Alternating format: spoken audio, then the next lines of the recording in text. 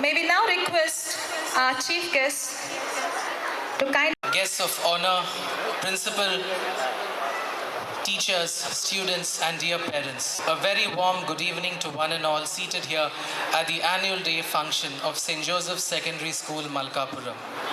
I consider myself exceedingly honored and privileged to be a part of this august gathering, to have been bestowed with this priceless opportunity to share my thoughts with students who are the future of our great nation, India. Today, as I speak here, 18 years after having left the portals of my alma mater in 1998, I express my gratitude and thankfulness to my school and teachers who bequeathed knowledge and wisdom and guided me in this wonderful journey called life. We should recall Gurudev Rabindranath Tagore, who said, "The highest education is something which cannot be taken forward unless it is harmonized adequately into all existence."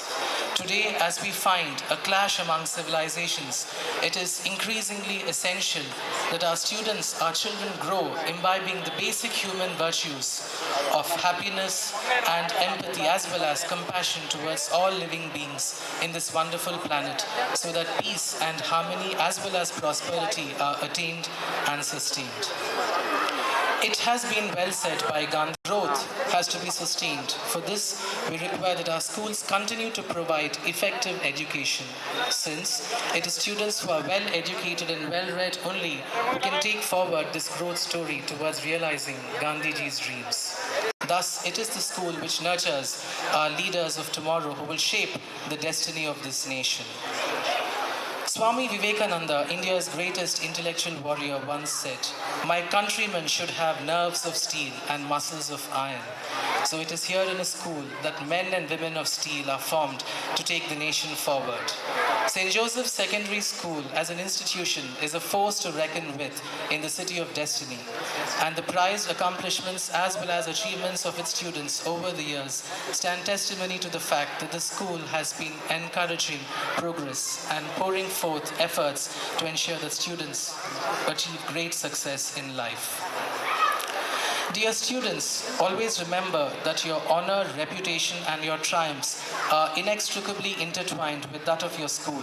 So your words and deeds should always uphold the honor and dignity of your school. Always remember to be polite, humble, and respectful to your teachers. Never annoy them, because you cannot be successful in life without their guidance, direction, and blessings. Moving forward, if we are to analyze other issues, I can humbly say in simple and straightforward language that parents should allow their kids to take to a course of education, a stream of education which is closest to their hearts. Confidence and commitment are essential ingredients to success.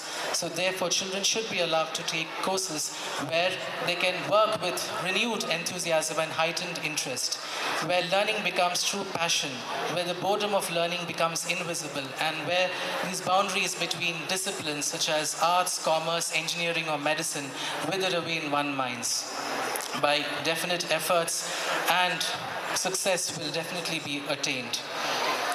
Dear children, always remember that we are students and we shall remain so all through our life, learning through our modest journeys in life.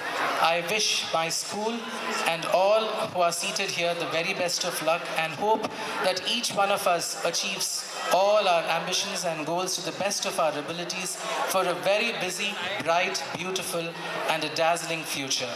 Jai Hind.